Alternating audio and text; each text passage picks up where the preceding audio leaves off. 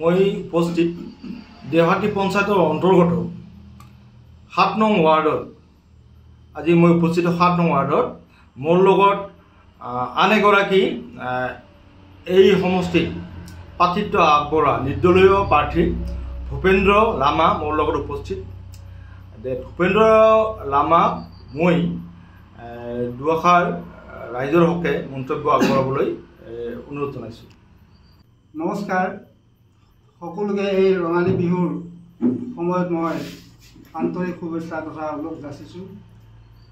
আজি ৰঙালী বিহুৰ মাজতে আমাৰ পঞ্চায়ত নিৰ্বাচনো সমাগত। সেয়ে মোৰ নাম হ'ল শ্ৰী ভূপেন্দ্ৰ লামা। মই দেওহাটি পঞ্চায়তৰ অন্তৰ্গত ৭ নং ৱাৰ্ডৰ ২ নং দেহাটিৰ পৰা মই প্ৰাৰ্থিত্ব আগবঢ়াইছোঁ, ৰাইজৰ সমৰ্থিত প্ৰাৰ্থিত্ব। ৰাইজৰ বিপুল দাবীত মই আজি এই প্ৰাৰ্থিত্ব আগবঢ়াইছোঁ। আৰু লগতে মোৰ প্ৰতীক চিহ্ন হ'ল কলহ, আমি কলচি বুলি কওঁ ঘৰুৱা ভাষা। হয়, গতিকে ৰাইজে যেন ভুল নুবুজে, আমি কলহো কওঁ কলচিও কওঁ। গতিকে সেয়া মোৰ ভোটৰ প্ৰতীক চিহ্ন হয়। গতিকে ৰাইজৰ প্ৰবল আশা, তেওঁলোকে বহুত মোৰ ওপৰত আশা আস্থা ৰাখিছে, যাৰ নেকি তেওঁলোকৰ প্ৰবল দাবীত মই আজি ইয়াত প্ৰাৰ্থিত্ব আগবঢ়ালোঁ।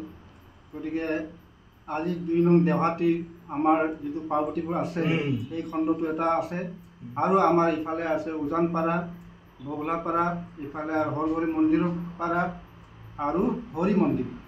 এইখিনিত মই এইকেইদিন ঘূৰি ভালেখিনি ধুনীয়া মই প্ৰবল সঁহাৰি পাইছোঁ, আৰু বহুতো আছে মোৰ সম্পৰ্ক মই কৰিবলৈ গৈ আছোঁ।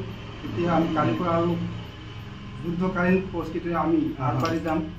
গতিকে যিখিনি সঁহাৰি এতিয়ালৈকে পাই আছোঁ বৰ ভাল লাগিছে, মনত উৎফুল্লিত হৈ আছে।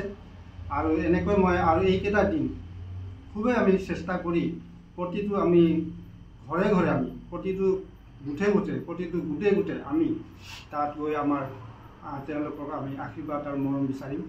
সেয়েহে ৰাইজক অনুৰোধ জনাওঁ যে মোৰ এই প্ৰতীক চিহ্ন কলচি দেন ভোট, আপোনাৰ বহুমূলীয়া ভোট প্ৰদান কৰি মোক আৰু ৰাইজক উপকৃত কৰে যেন। আৰু মই ভাবোঁ যে এইকেইদিন মই ঘূৰি যিটো গম পালোঁ, ৰাইজৰ এটাই দাবী বা তেওঁলোকৰ আক্ষেপ যে যিসকল প্ৰতিনিধি ভোট খুজিবলৈ যায়, ভোট খুজি তেওঁলোকে বিজয় হোৱাৰ পিছত আমাক মুখ দেখা দেখি কৰিবলৈ বা আমাৰ খা খবৰ ল'বলৈ, সমষ্টিৰ খা খবৰ ল'বলৈ তেওঁলোকে নাহে। সেই ক্ষেত্ৰত এই আপত্তিটো মই প্ৰতিটো ঘৰৰ পৰাই মই পাইছোঁ। আজি মই এই চেনেলৰ যোগে ক'ব খোজোঁ যে সেই কথাটো অন্ততঃ মোৰ পৰা তেনেকৈ নাপাব বুলি এই চেনেল যোগে আপোনালোকক মই বিশ্বাস দিলোঁ। মই জয় হ'লেও বিজয় হ'লেও মই আপোনালোকৰ সমষ্টিত মাহত এবাৰ হ'লেও মই ঘূৰিম, আপোনালোকৰ সমস্যা কি সেইটো মই বুজিম। যিহেতু মই এতিয়া দেওহাটি পঞ্চায়তত 10টা খণ্ডৰ যিসকল সদস্য প্ৰাৰ্থিত্ব আগবঢ়াইছে তেওঁলোকৰ ভিতৰতে মই এজন জ্যেষ্ঠ, বাকীখিনি সকলোৱে যুৱক। মোৰ বয়সো হৈছে, গতিকে মই জ্যেষ্ঠ, গোটেই সদস্যৰ ভিতৰতে মই জ্যেষ্ঠ আছোঁ, বয়সো আছোঁ। গতিকে এই কথাবিলাক ৰাইজৰ যিবিলাক কথা ক্ষোভ সেইবিলাক মই শুনিলোঁ।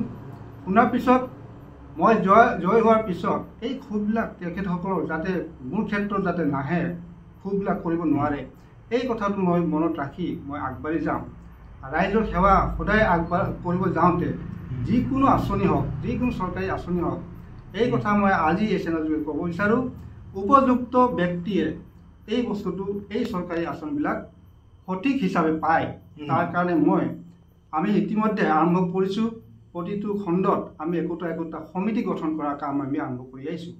ইতিমধ্যে মই কেৰেখাবাৰীৰ পৰা এই সমিতিত এটা আমি কমিটি এখন গঠন কৰিলোঁ। সেই কমিটিয়ে নিৰীক্ষণ কৰিব, আগন্তুক নিৰ্বাচন হৈ যোৱাৰ পিছত যি বিজয় সদস্য হ'ব তেওঁ যাতে ৰাইজৰ কাম কৰিবলৈ যাওঁতে তেওঁ অকলে নকৰে, ৰাইজৰ সহযোগত এই কামবিলাক কেনেকৈ কৰা হ'ব, কি ধৰণে কৰা হ'ব, ৰাইজৰ লগত সেই সমিতিৰ লগত তেওঁ সদস্য বহিব লাগিব।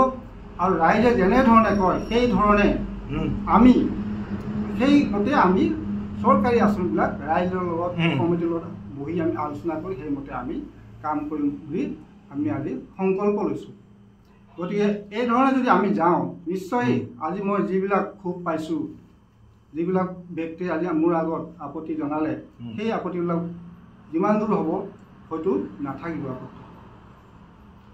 আৰু আমি সদস্য ভূপেন্দ্ৰ লামাৰ ভাষ্য শুনিলোঁ, গতিকে তেখেতক ধন্যবাদ জ্ঞাপন কৰিছোঁ।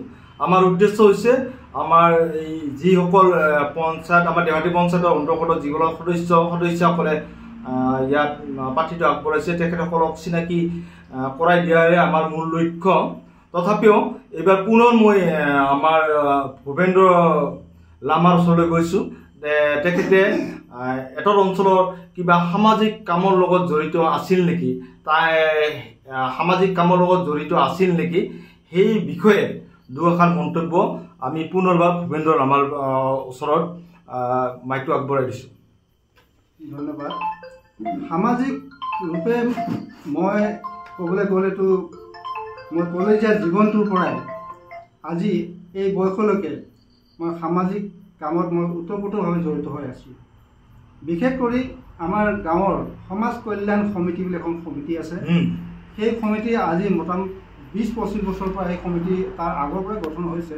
সেই সমিতিৰ লগত মই জড়িত হয়, বৰ্তমান মই সাধাৰণ সম্পাদক সেই সমিতিৰ। গতিকে আমাৰ গাঁওখনৰ কোনো এটা উন্নয়নমূলক যদি আহে, চৰকাৰী হওক বেচৰকাৰী হওক, সেই উন্নয়নমূলক কামবিলাক কেনেকৈ হৈছে, কি ধৰণে হৈছে, কোনে কৰিছে, গোটেই কথাখিনি আমি এই সমিতি চালি জাৰি চাই তেওঁলোকে নজৰ দিয়ে।